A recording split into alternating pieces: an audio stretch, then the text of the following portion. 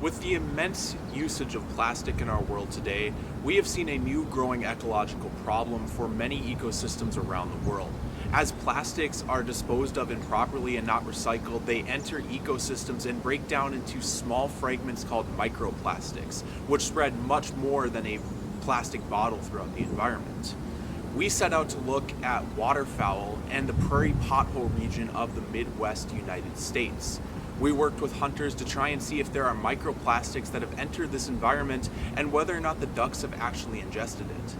We wanted to see if there were microplastics in these environments and these birds and quantify that, as well as look at the size and the shape and the color of these microplastics as the summer went on. Okay, so for our method section, there were three main parts: the dissection, the filtering, and then visual quantification. So for dissection, we separated the gastrointestinal tract into three different parts: so the proventriculus, the gizzard, and the intestine, and then we bisected each organ and ran it underneath tap water into a sieve to get the contents all in there, and then we put the contents into a beaker and brought it over to the fume hood where we'd filter it out into like petri dishes, and then we would leave it overnight to dry, and then the next day we would put them under dissecting microscopes for visual quantification where we would look for microplastics. Here, Amelia is preparing a vacuum apparatus under the fume hood, which we use to remove residual water from our samples before we inspect them underneath the microscope. Here we have Luke, Danny, and Amelia looking under a dissecting scope in order to determine microplastics in one of our samples. Over the course of summer, we dissected 102 waterfowls and identified 460 microplastics. And we found that the feeding habit type do have impact on the total amount of microplastic present in their digestive system.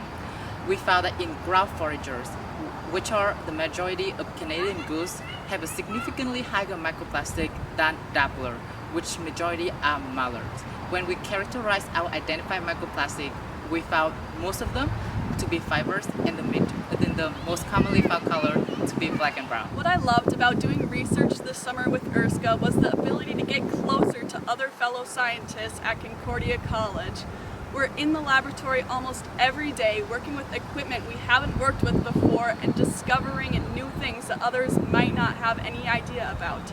We're able to make our own schedule and work at our own pace. This summer, I've just had so much fun, and I cannot wait to see what the future has in store. We would like to thank our mentor, Dr. Jennifer Sweatman, for overseeing this research. We would also like to acknowledge all who contributed samples to this project. We thank Claire M., Mia L., Allison M., and Carolyn V. for helping establish the background and methods for the project in its early stages. Financial support was provided by the Fugelstead Fellowship at Concordia College.